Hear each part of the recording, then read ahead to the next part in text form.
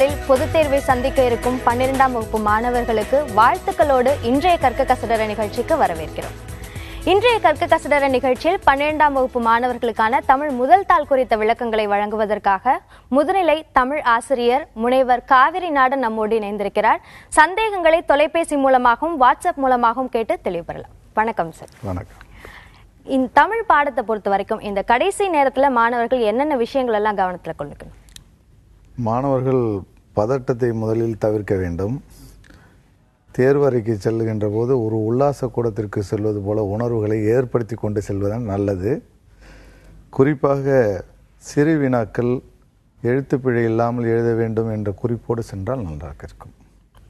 தமிழ் அப்படின்னாலே பிழைகள் அப்படின்றது ஒரு பெரிய பிரச்சனையா இருக்கும். அது தமிழ் வழியில படித்த மாணவர்களுக்குமா இருந்தாலும் சரி, ஆங்கில வழியில இருக்கும் மாணவர்களுக்காக இருந்தாலும் சரி, இந்த கடைசி நேரத்துல அந்த பிழைகளை தவிர்த்துக்கிறதுக்கு அவங்க என்ன மாதிரி பயிற்சிகள் எடுத்துக்கலாம்? இப்பொழுது வடிவமைக்கப்பட்டுள்ள தாள் 1 படி பிழைகளுக்கு நாங்கள் மதிப்பெண்ணை குறைத்தாலும் மாணவர்களுக்கு வழங்கக்கூடிய வினாக்கள் மற்றும் அமைப்புகளில் பிழை குறைவாக இருக்கக்கூடிய அதிலே அச்சடிக்கப்பட்ட வினாவிற்கு விடை அளித்தாவே அதிக மதிப்பெண் எடுக்கலாம். அந்த அளவிற்கு வடிவமைக்கப்பட்டிருக்கிறது. பிழைகள் தவிர்க்க வேண்டுமென்றால் மாணவர்கள் அதிகம் எழுதி பார்க்க வேண்டும். ஒரு வினாக்களுக்குரிய விடைகளை எழுதி பார்த்தல், மனப்பாடச் செயல்களை எழுதி பார்த்தல், இது போன்ற செயல் பயிற்சியை எடுத்துக்கிட்டால் வெற்றி பெறலாம். இந்த சமயத்தில் இப்போ தேர்வு இன்னும் சில மணி நேரங்கள்ல இருக்கு, இந்த சமயத்தில் அந்த எழுதி பார்த்தல் அப்படின்றது உதவுமா? அதற்காக இவர்கள் வேண்டுமானால் அந்த வினாக்களுக்குரிய விடைகளை எழுதி பார்க்க நேரம் இல்லாத மாணவர்கள் மனனம் செய்ததை ஒரு முறை திரும்ப, அது ஆங்கிலத்தில் ரீகால் என்று சொல்வது போல் மனதளவில் ரீகால் பண்ணி பார்த்துட்டு ஒரு மனத்தை தைரியப்படுத்தினாவே அவங்க சரியாக வந்துடுவாங்க. ஏன்னா மேல்நிலை மாணவர்கள் இவர்களுக்கு அதிகம் எழுத்துப்பிழை வருவதற்கு வாய்ப்பில்லை. பதட்டமும் இவர்களுக்கு அந்த வினாக்கள் வராது என்ற நோக்கத்தில் தான் அந்த பிழைகளை அவர்கள் எடுக்கிறார்கள் வழிய ஆரம்பத்திலேருந்தே அவங்க தமிழ் படிச்சுட்டு வர்றதுனால பிழை இல்லாமல் அழகாக எழுதலாம். இப்போது குறிப்பிட்ட 15 நிமிடங்கள் கூட படிப்பதற்கு நாங்கள் நேரம் தந்திருக்கிறோம், துறை தந்திருக்கிறது. எனவே அந்த வினாக்களை தெளிவுபடுத்திக் கொள்ளலாம், ஆஸ்வாசப்படுத்திக் கொள்ளலாம். இப்போ தேர்வு கூடத்துக்குள்ள போயிட்டாங்க, அதற்கு பிறகு முதல்ல அவங்க செய்ய வேண்டியது என்ன? தேர்வு கூடத்திற்குள் சென்ற மாணவர்கள் 1 நிமிடங்கள், என்னை பொறுத்த மட்டில் தன்னை ஒரு நிமிடங்கள் அமைதிப்படுத்தி தன்னுடைய மனநிலையை சமநிலைப்படுத்தி கொண்டு அமர்ந்திருக்கலாம். அந்த உரிய நேரத்தில் வினாத்தாள் வந்தோனும் 15 மணித்துளிகள் அவர்களுக்கு படிப்பதற்கு, 10 மணித்துளிகள் எழுதுவதற்கு, ஒரு 5 மணித்துளிகள் இருக்கிறது. அந்த நேரத்தை இவர்கள் நன்றாக பயன்படுத்திக் கொள்ளலாம். தொலைபேசி இணைப்பில் மணிகண்டன் இணைந்திருக்கிறீங்க, உங்களோட கேள்வியை கேட்கலாம். Hello sir. சொல்லுங்க மணிகண்டன். எனக்கு 2 டவுட் இருக்கு சார். சொல்லுங்க. ஒன்னு பாடல் கொடுத்த வினாவுக்கு எந்தெந்த சாப்டர் சூஸ் பண்ணலாம்? ஓகே, சொல்லுங்க. இன்னொன்னு பொதுவியல் திணையும் பொருண்மொழி காஞ்சி துறையும் படிச்சா போதுமா? நல்ல கேள்வி கேட்டிருக்கீங்க. இந்த பொதுவியல் திணையும் பொருண்மொழி காஞ்சியும் தொடர்ந்து மாணவர்களுக்கு எளிமையான வினாவிற்குரிய விடையாக தரப்பட்டு வருகிறது. ஒரு ஆண்டு தேர்வில் வரவில்லை என்றால் மறு ஆண்டு தேர்வில் இந்த வினாக்கள் வந்துவிடும். அதை மாணவர் சரியாக சொன்னதற்கு நன்றி. இப்போ பாடலடி வினா 22 உங்களுக்கு வழங்கப்படுகிறது. அது பிரித்து மொத்தம் புத்தகத்தில் நாங்கள் வழங்கப்பட்டிருப்பதில் ஒரு 8 அல்லது 9 பாடலடி வினாக்கள் தான் இருக்கு. தொகை நூல்களில் இருந்து நிச்சயமாக ஒன்று வந்துவிடும், கவலை வேண்டாம். அடுத்த தொலைபேசி இணைப்பில் திலகவதி இணைந்திருக்கீங்க, உங்களோட கேள்வி என்ன? Hello sir. வணக்கம், சொல்லுங்க. 1 மார்க் ஃபுல் மார்க் வாங்குறது எப்படி சார்? அதுக்கப்புறம் ஆர்டர் மாத்தி எழுதலாமா? ஆன்சர் பேராகிராஃப் டைப்ல எழுதுனா நல்லதா இல்ல பாயிண்டா எழுதுனா நல்லதா சார்? நீங்க முதல்ல ஒவ்வொன்றாக நான் விடை தருகிறேன். நீங்க பாயிண்ட் என்று சொல்லுகிறீர்கள் அல்லவா, அது உரிய விடைகளுக்குரிய பொருள் முழுமை பெற்றிருக்க வேண்டும். பாராகிராஃபா, அதாவது பத்தி வடிவில் எழுதுவதை காட்டிலும் நீங்கள் குறிப்பாக எழுதினால் நன்றாக மதிப்பெண் கிடைக்கும். தொடர்ந்து சொல்லுங்க. சரி, இப்போ வாட்ஸ்அப் மூலமாக கௌசல்யா என்ற மாணவியுடைய கேள்வி, தமிழ் தேர்வை ஜெல் பேனாவில் எழுதலாமா? இது அதாவது கருமை நிறத்தில் எழுதினால் நன்றாக இருக்கும். கருமை நிற பேனாக்களை பயன்படுத்த வேண்டும். மற்ற நிறங்களை நாங்கள் நீல நிறத்தை பயன்படுத்தலாம். ஜெல் பேனாவில் உள்ள ஒரு கடினம் என்ன என்று கேட்டால், அது விடைத்தாளில் அது மை ஊறி வரும். எனவே நீங்கள் நீல நிற பேனாவோ கருமை நிற பேனாவோ ஜெல் பேனா பயன்படுத்தாமல் இருப்பது நல்லது. பயன்படுத்தினாலும் குற்றமில்லை. அது அவரவர்களுடைய பழக்கத்தை பொறுத்தது. குறிப்பா தமிழ் பாடங்களை பொறுத்த வரைக்கும் மொழித்தாள்கள் அப்படின்னாலே மாணவர்கள் வந்து பிரசன்டேஷனுக்கு வந்து அதிகமான இம்பார்ட்டன்ஸ் தருவாங்க. அப்படியான ஒரு முக்கியத்துவம் கொடுக்கும்போது அவங்க வேற வண்ண மை பேனாக்களையும் பயன்படுத்துறாங்க. அது சரியானதா?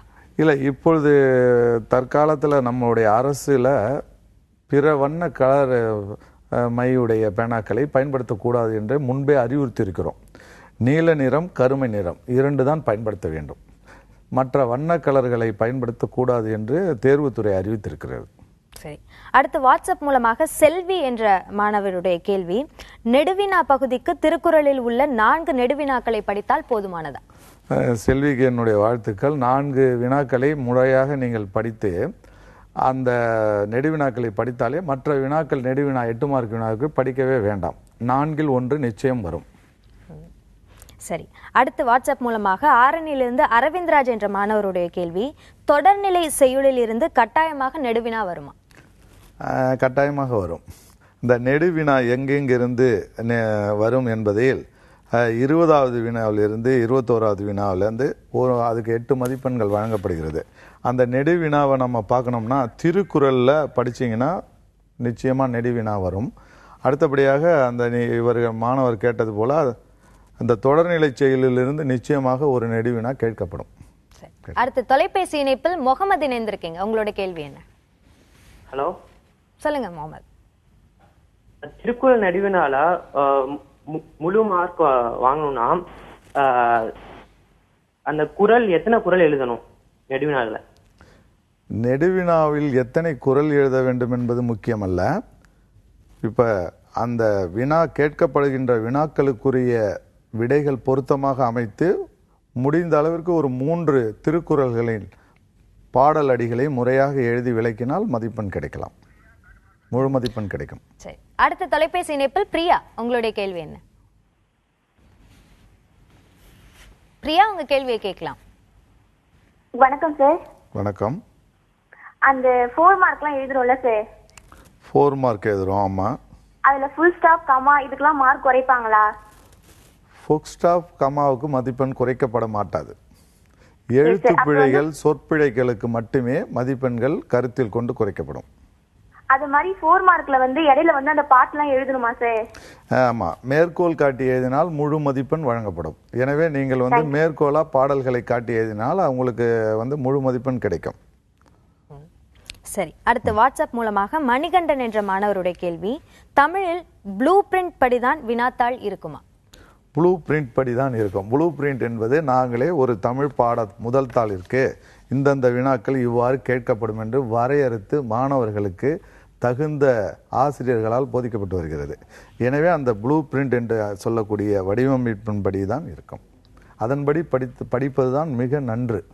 அதற்காகத்தான் இப்பொழுது அரசு தேர்வுகள் நம்முடைய இயக்ககம் பள்ளிக்கல்வி இயக்ககம் மாணவர்களுக்காக ஒவ்வொரு பள்ளிக்கூடங்களுக்கும் தனித்தனியாக ப்ளூ பிரிண்ட் என்று மாணவர் கேட்டார் அளவு அந்த கட்டமைப்பு வினாக்களின் வடிவமைப்பு வழங்கப்பட்டு வருகிறது. அதன்படி படிப்பது தான் நல்லது, அதுதான் முறையானது.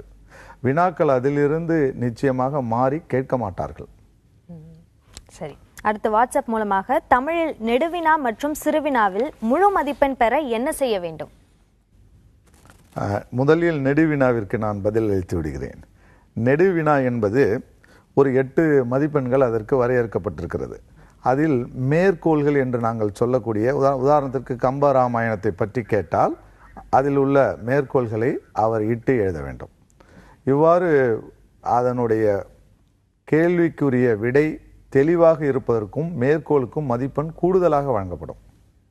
மேற்கோள் இல்லாத விடைகளுக்கு மதிப்பெண் குறைத்து தான் வழங்குவார்கள். சரி, இப்போ தேர்வு வந்து நாளைக்கு மாணவர்கள் வந்து அவங்க பதற்றம் அப்படின்ற ஒரு விஷயம், அவங்க என்னதான் படிச்சிருந்தாலுமே கூட பதற்றம் அப்படின்றதுனால அவங்க படித்த விஷயங்கள் கூட மறக்கிற மாதிரியான ஒரு சூழல் நிறைய மாணவர்களுக்கு ஏற்படுது.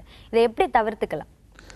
பதட்டத்தை தவிர்க்க வேண்டும் என்றால் மாணவர்கள் ஏற்கனவே நாங்கள் வந்து முதல் இடைத்தேர்வு, 2ஆம் இடைத்தேர்வு, 3ஆம் இடைத்தேர்வு, காலாண்டு, அரையாண்டு, முழாண்டு, திருப்புதல் தேர்வுகள் எல்லாம் வைத்து அவர்களை பக்குவப்படுத்தி இருக்கிறோம். எனவே அந்த மாணவர்கள் பயம் என்பதே இப்போ இல்லாமல் இருக்கிறார்கள். சில மாணவர்கள் அச்சத்தில் தனக்குத்தானே பயம் ஏற்படுகிறது. அதற்கு காரணம் கொஞ்சம் அவர்கள் தன்னை ஆசுவாசப்படுத்தி ஒருநிலைப்படுத்தி கொண்டு படிப்பது நல்லது. தெரிந்த வினாக்களை மட்டுமே இனிமேல் படிக்க வேண்டும். ஏனென்றால் நேரம் குறைவாக இருக்கிறது. தெரிந்த வினாக்களுக்குரிய விடைகளை படித்து தெளிவாக அதை படித்து எழுதினால் அதிக மதிப்பெண் பெறலாம். இந்த சமயத்துல புதுசா ஒரு விஷயத்தை படிக்கிறது எந்த அளவுக்கு உகந்தது? புதிதாக இன்றைக்கு பிற்பாடு படித்து எழுதக்கூடிய அளவிற்கு தேர்வு அவ்வளவு சாத்தியப்படாது. ஏற்கனவே படித்ததை திரும்ப நாம் மனதில் கொண்டு உள்வாங்கி எழுதினால்தான் முழு மதிப்பெண் பெறலாம். ஆனால் இன்றைக்கு கூட படித்து தேர்வு வெற்றி பெறும் அளவிற்கு தான் வினாத்தாள் வடிவமைக்கப்பட்டிருக்கிறது. சாதாரணமாக அந்த மாணவர்கள் கொடுக்கப்பட்டுள்ள பல உள் தெரிவு என்று சொல்லக்கூடியதை எழுதினாவே ஒரு 10 மார்க் 15 மார்க் கிடைக்கும். சில வடிவமைக்கப்பட்டுள்ள வினாக்களை அவர்கள் மனனம் செய்யாமலே எழுதினாலே தேர்வுக்குரிய 35% மதிப்பெண்ணை பெறலாம். மொழி பாடம் எளிமையானது. அதுவும் தமிழை நம்முடைய தாய்மொழி என்பதனால் மாணவர்கள் அச்சப்படாமல் எழுதுவதற்கு வாய்ப்பாக இருக்கிறது. அடுத்த தொலைபேசி இணைப்பில் கரூரிலிருந்து ராஜேஷ் இணைந்திருக்கீங்க. உங்களோட சந்தேகத்தை கேட்கலாம். சொல்லுங்க ராஜேஷ். Hello sir. சொல்லுங்க. வணக்கம். சொல்லுங்க. கேக்குது. எக்ஸாம் பிளாக் ஸ்டிக் யூஸ் பண்ணலாமா சார்? பிளாக் பென் யூஸ் பண்ணலாம். பிளாக் ஸ்டிக் பென் யூஸ் பண்ணலாமான்னு கேக்குறாங்க. நினைக்கிறேன் ஸ்டிக் பென் யூஸ் பண்ணுவதை விட நீங்கள் அதாவது சாதாரணமாக கருப்பு நிற மை பேனாவை எழுதினால்தான் நல்லது. ஸ்டிக் பென் நீங்கள் வேண்டுமானால் பயன்படுத்துவதில் தவறில்லை. கருப்பு நீளம் 2 பேனாக்களை பயன்படுத்தலாம். சரி. அடுத்து வாட்ஸ்அப் மூலமாக சென்னையிலிருந்து நித்யஸ்ரீ என்ற மாணவியுடைய கேள்வி, பாடலடி வினா இதற்கு எந்த பாடம் முக்கியமானது அப்படின்னு கேட்டிருக்காங்க. அதாவது இனிப்புகளில் எல்லா இனிப்புகளுமே உகந்ததாக சிறுவர்கள் எல்லாம் விரும்பி சாப்பிடுவார்கள். அதே போல பாடலடி வினாக்களில் ஒரு 22வது வினா பாடலடி வினா. அதில் தொகை நூல்கள் பகுதியிலிருந்து படித்தால் நிச்சயமாக ஒன்று நிச்சயம் கிடைக்கும். தொகை நூல்கள் என்று நாங்கள் புறநானூறு அகநானூறு இவற்றை பிரித்து வைத்திருக்கிறோம். அதிலிருந்து நிச்சயமாக ஒரு பாடலடி வினா வரும். அடுத்த தொலைபேசி இணைப்பில் மணிகண்டன் தர்மபுரியிலிருந்து. உங்களுடைய கேள்வி என்ன? ஹலோ, வணக்கம் சார். வணக்கம். அந்த 4 மார்க் கொஸ்டின் செய்யிலிருந்து வருது இல்ல? செய்யிலிருந்து வருது. ஆமா. அது எந்தெந்த செய்யில் இம்பார்ட்டன்ட் கொடுத்து படிக்கிறது? திருக்குறள், வாழ்த்து, சிற்றிலக்கியம், மறுமலர்ச்சி பாடல்கள் இவற்றை படித்தால் அதிக மதிப்பெண் பெறலாம். திருக்குறளிலிருந்து அதிக மதிப்பெண்கள் எடுக்கிறதுக்கு வாய்ப்பாக இருக்கிறது. 2 லைன் கொடுத்து கொஸ்டின் 4 மார்க் கேட்பாங்கல்ல? ஆமா. சொல்லுங்க. அது எங்க படிக்கிறது? 2 லைன் என்று நீங்கள் தமிழ் படிப்பவர்களே இப்படி பேசுகிறீர்கள். அதாவது பாடல் அடிகள் 2ஐ கொடுத்து கீழே 4 வினாக்களை கேட்பார்கள். நீங்க தொகை நூல்கள்லேருந்து படிச்சீங்கன்னா உங்களுக்கு அது நிச்சயமாக தொகை நூல்களில் 4 அல்லது 5 தான் கொடுக்கப்பட்டிருக்கிறது. அதை நீங்கள் படித்தால் நிச்சயமாக 4 மதிப்பெண்கள் எடுக்கலாம். கற்க கசடர நிகழ்ச்சி தொடர்கிறது. தொலைபேசி இணைப்பில் ரெஜினா இணைந்திருக்கீங்க. உங்களோட கேள்வி என்ன? ஓகே. ரெஜினா, உங்களோட கேள்வியை கேட்கலாம். Hello, ஜின்னாங்க madam. ஜின்னா சொல்லுங்க. மன்னிக்கோ. கருத்து நெடுவினால கருத்து சட்டம் போட்டு எழுதலாமா இல்ல அப்படியே பாயிண்ட் எழுதலாமா? நெடுவினாக்களில் மாணவர்கள் கருத்து மற்றும் பத்தியாக எழுதுவதை காட்டிலும் குறிப்பாக அதில் உள்ள பொருளுரையை தெளிவுபடுத்தி எழுதினால் அதிக மதிப்பெண் கிடைக்கும். அதாவது நீங்கள் உங்கள் வார்த்தை எப்படி சொன்னால் பாயிண்டாக நீங்கள் எழுதினால் அதிக மதிப்பெண் வழங்கப்படும். சரி. அடுத்தது ஒரு மாணவர் வாட்ஸ்அப் மூலமாக கேட்டிருக்கிறாங்க, மனப்பாடத்துல சிற்றிலக்கியங்கள் மதுரை கலம்பகம் இம்பார்ட்டண்டா அப்படின்னு கேட்டிருக்காங்க. அதாவது மனப்பாட பகுதிகள் மாணவர்களுக்கு மிகவும் நம்மளுடைய குறைவாக இருப்பதனால அந்த வினாக்கள் தான் வரும் என்று சொல்வதை காட்டிலும் வருவதற்கு வாய்ப்பு இருக்கிறது. இதுவரை கேட்கப்படாத சில கேள்விகளில் கேட்கப்பட்டிருக்க வாய்ப்பு இருக்கிறது. பெரும்பாலும் வரும் என்று சொல்லலாம். சரி. அடுத்த தொலைபேசி இணைப்பில் மதுரையிலிருந்து செந்தில். உங்களுடைய கேள்வி என்ன? செந்தில், உங்க கேள்வியை கேட்கலாம். ஹலோ. Hello sir. வணக்கம். சொல்லுங்க செந்தில். சார், நான் 4 மார்க் எல்லாமே அட்டெண்ட் பண்ணா எந்தெந்த இயல் சார் படிக்கணும்? 4 மார்க் எல்லாம் அட்டன் பண்ணோம்னா அதுக்கு ஒரு தெளிவே நான் சொன்னா திருக்குறள் ரொம்ப திருக்குறளை கவனமா படிக்கணும். திருக்குறள் நீங்கள் கவனமாக படிக்கணும். அதுக்கு அடுத்தது சிற்றிலக்கியங்கள் படிக்கணும். அதற்கு அடுத்தது வாழ்த்து பகுதி படிக்கணும். இதை மூணையும் நீங்கள் கவனம் செலுத்திங்கன்னா மதிப்பெண் உங்களுக்கு கிடைக்கும். சிற்றிலக்கியம், மறுமலர்ச்சி, திருக்குறள் இவற்றை நீங்கள் கவனமாக படிச்சீங்கன்னா அந்த 4 மார்க்கு முறையாக மதிப்பெண்களை பெறலாம். சரி, அடுத்து வாட்ஸ்அப் மூலமாக அறிவுடைமை, செய்நன்றி அறிதல் 2 மட்டும் படித்தால் 4 குறள் அட்டன் பண்ண முடியுமா அப்படின்னு கேட்டிருக்காங்க. அறிவுடைமை, செய்நன்றி அறிதல் படித்தால் பெரும்பாலும் அதிலிருந்து முடியும் குறள், தொடங்கும் குறள் கேட்பார்கள். 2 குறள்களை எழுத வேண்டும். வருவதற்கு வாய்ப்பு இருக்கிறது. மேலும் உள்ள மற்றைய அதிகாரத்திலிருந்து படித்து வைத்துக் கொள்வது நன்று. ஆனால் மனப்பாடம் என்றால் நமக்கு ஒதுக்கப்பட்டுள்ளது 2 பகுதிகள் மட்டுமே தான் மனப்பாடம். அதிலிருந்து 10+10 செய்நன்றி அறிதல், அறிவுடைமையிலிருந்து மட்டும்தான் கேட்கப்படும். அதை படிக்க வேண்டும். அடுத்த தொலைபேசி இணைப்பில் ஹேமலதா இணைந்திருக்கீங்க. உங்களுடைய கேள்வி என்ன? வணக்கம் சார். வணக்கம். தமிழ்ல எப்படி ஃபுல் மார்க் வாங்கலாம்? எனக்கு சென்டம் வாங்கணும், எப்படி வாங்கலாம்? எப்படியாவது சென்டம் வாங்கணும். பிழை இல்லாமல் முதலில் எழுத வேண்டும். கேட்கப்பட்டுள்ள வினாக்களுக்கு உரிய விடைகளை தெளிவாக சுருக்கமாகவும் பட்டியல் படுத்தி முறையாக எழுதினால் முழு மதிப்பெண் கிடைக்கும். அப்புறம் இன்னொரு சந்தேகம் சார். 4 மார்க்ல வந்து அந்த பாடல் அடி எழுதுறோம்ல சார், அது வந்து அடி மாறாம எழுதணுமா? 4 மார்க்ஸ்ல அந்த பாடல் அடிலாம் எழுதுறோம்ல சார், பாடல் அடி எல்லாம் பாடலோட அடிகள் மேற்கோள் காட்டும் போது நீங்கள் முழு பாடலையும் எழுத வேண்டிய அவசியம் இல்லை. முதல் 2 அடிகளை 4 வரி பாடல்களில் 2 வரிகளை மாத்திரம் காட்டலாம். திருக்குறள் வேண்டுமானால் முழுமையாக எழுதி மேற்கோள் காட்டலாம். அது அடி மாறாம எழுதலாம். அடி மாறாமல் எழுத வேண்டியது மரபு. அடி மாறாமல் தான் எழுத வேண்டும். அப்படி உங்களுக்கு மனப்பாடம் செய்யவில்லை என்றால் முதலடியை மாத்திரம் எழுதி மேற்கோளிட்டு எழுதலாம்.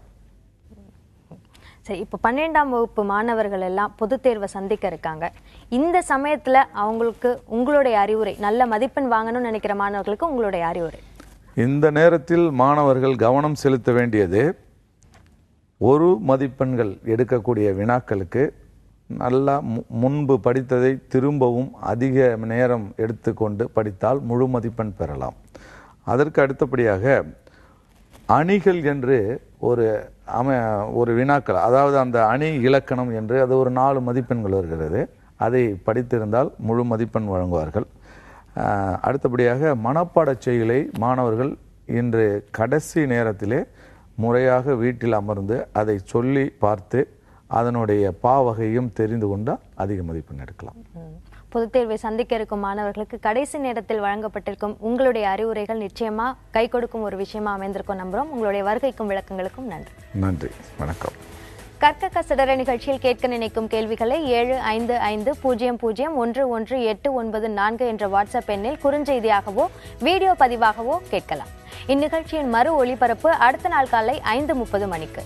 இந்த நிகழ்ச்சியில் கேட்க நினைக்கும் கேள்விகளை Facebook, Twitter பக்கங்களிலும் கேட்கலாம். கற்க கசடர நிகழ்ச்சியின் தொகுப்புகளை www.pudiyatalamurai.com என்ற இணையதளத்திலும் யூடியூபிலும் பார்க்கலாம்.